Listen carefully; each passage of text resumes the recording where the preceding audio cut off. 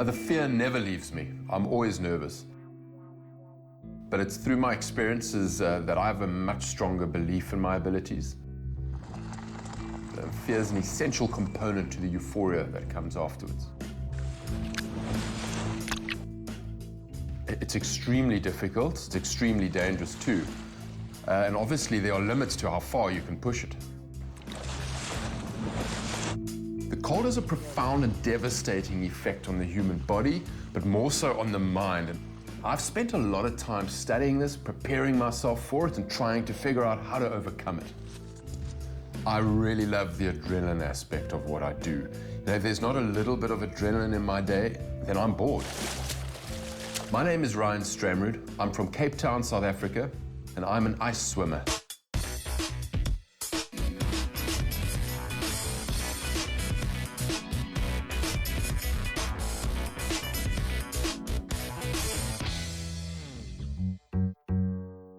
I'm a founding member of the International Ice Swimming Association. The association defines and records ice swims around the globe. If you want to say you've done an official ice swim, one has to swim a 1,609 meter distance, that's 1 mile, in an outdoor body of water that is 5 degrees Celsius or below, wearing only a Speedo-type costume, a pair of goggles, and a swim cap. The association organizes events around the world. We had our first world champs in Murmansk, Russia, earlier this year, and the next one is in Tumin, Siberia in December. I'm in Iceland because I've never had a swim in a glacier lake before. And Iceland is well known for its glacier lakes, which are often extremely hostile and cold. And what better place for an ice swimmer to come and take on a serious challenge? I would begin the previous day. I go to the location to visually get everything in my head, where I'm going to swim, what it looks like, from which point to the next point, what the currents are, gather every detail so I can do the mental preparation. Let's get the official temperature. I know this is going to be tough. There's a lot of ice, far more ice in the water, scattered in the water than I originally thought. -1. The reading's -1. It's actually salt water. Water freezes below 0 when it's salt. I didn't realize it was salt water. It's going to be tough. This is going to be very, very tough. The extreme cold makes you negative. It induces pain, it induces panic, induces fear, and those all come together very quickly to accentuate self-doubt. As humans, we have not evolved well to handle the cold, but we've evolved well to avoid it. So our minds are designed to get us out of 5 degree or below water. You are literally dying very quickly. And to be able to perform, to stay in, to keep a level head under those circumstances, and to offset the deadly effects of hypothermia for as long as possible, it's a crazy discipline. On my way to the fish market to source a tub which we can fill with water and ice, bring the temperature right down of the water to probably 1 or 0 degrees, and that's where I'm going to do my final preparations for the swim tomorrow. Originally, I'm an ultra-extreme open water swimmer. That's usually swimming in extremely hostile places with rough currents, unpredictable weather. Hello. I'm Ryan. It's my sister Gillian. Hi. She travels with me, and I've never used a wetsuit or any kind of grease to protect me. It's just extreme cold endurance.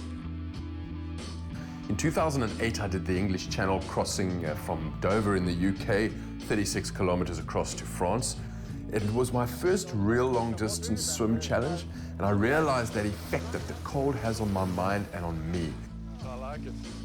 I hooked up with a couple of like-minded mates in Cape Town, and we started finding places around the world to test ourselves, our own abilities, different swim races and different challenges, one in Alaska, just wearing our Speedos, and it was shortly after that Rambo Kai started the International Ice Swim Association. I live in South Africa, and an ice bath is an essential part of our training so we can simulate those ice-cold conditions so our body and our minds can understand the processes that are going to take place, that panic, that pain, and that fear, so that we can process that and understand what we're dealing with when we get into the water to complete our challenge.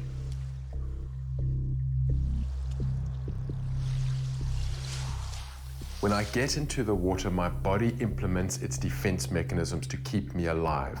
And I need to be familiar with those. It's freezing.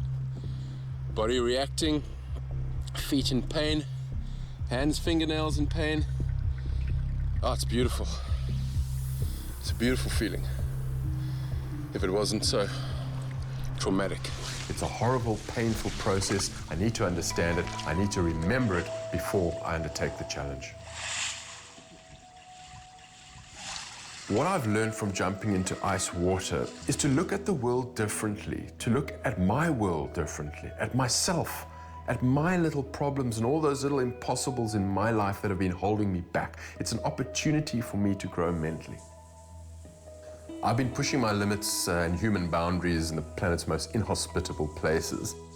And this has allowed me the opportunity to stand in front of thousands of people as an inspirational speaker, to share my story, with a humble hope that I may be able to change people's lives. I take the lessons that I learn from the different challenges I take on in the ice, and I share that to different boardrooms and different corporates. I have a big, wonderful, happy family. They have been unbelievably supportive. When I began this extreme stuff, they didn't see it coming. They begged me not to do it, as it's very dangerous. But they're always so proud once I've done it and I come home alive. Once you've achieved things that everybody tells you, please don't do this, you'll die, it becomes addictive. It's hard, it's tough. Yes, I need medical help, but I think I can do a little bit more each time. This is the day of the challenge. Yeah, very, very nervous. I've got that nervous energy that I always feel before a big challenge like this. But I've done the work mentally. I'm ready for it. I actually can't wait to get in that water. You know, it's the apprehension and the nerves and the fear that we're here to conquer. That's what I enjoy. The rescue team is absolutely essential. So much can go wrong so quickly in ice water that you need to have the necessary support alongside. That's good. That's the way it is. Yeah, the rescue team and I have had discussions about what's best and how we're going to recover. They will also be watching for the signs that they know where I'll be pushing past the point that the rescue team are possible. They're going to let me do my thing, but it's very comforting for me to know they're there. My last thoughts are usually about my family. I try not to get too emotional. I'll send a small video message to my son, so he has some record. Things can go very wrong very quickly with what I do. Hi, Jess. It's Dad. I'm about to go for a little swim here where it's very cold, where there's lots of ice. And before I go in, you know, I always want to send you a little message to tell you how much I love you and that I'm going to be careful and everything's going to be fine and I'm going to see you very soon. Be a good boy. Love you. A glacier lake, to me, it has all the elements. It has the extreme cold, it has the danger, and it just has that aura about it, that psychological factor that sits there, that you can see this mountain of ice with chunks of ice breaking off and carving and all the drama that goes with it. So it plays well into the psychological aspect of the sport as well. Just before I go in for the swim, I will do a couple of light press-ups and squats to encourage as much blood into my thigh and bicep muscles as possible, because the cold sucks the blood out of the muscles into the core, and the longer I keep it in the muscles, the longer I can perform. I make myself angry, I throw a few air punches. The more angry you are, the more heat you generate in your core. When I jump into ice water, I have a very focused mind. I'm so focused on not panicking, on not hyperventilating, that you offset the unbelievable pain that the ice water induces. First, there's the initial shock. Then quite rapidly, the pain sets in and your body feels extremely out of sorts.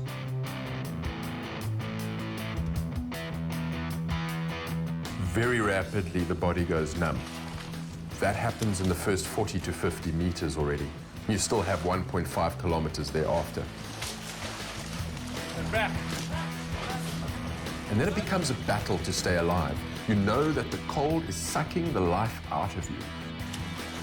You lose all feeling in your arms and your legs. I remember having to look to see if my arms were still going around.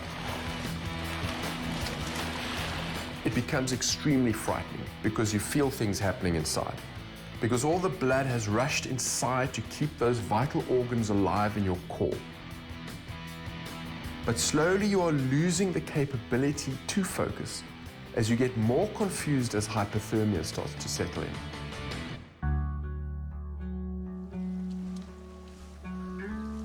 It's a fantastic feeling. The main rush is when you survive it.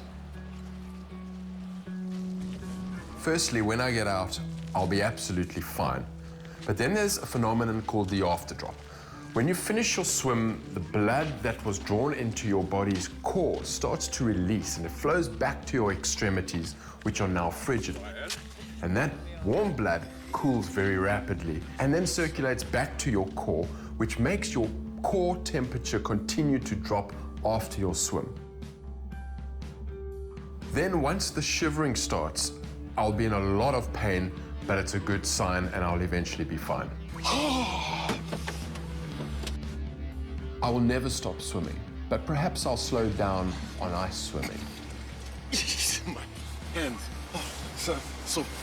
I want to keep pushing the envelope, to keep going just a little bit further, continue learning the things that I'm capable of. I don't have a set goal because it's a journey. I've fallen into a journey and it's taken me places I can't believe.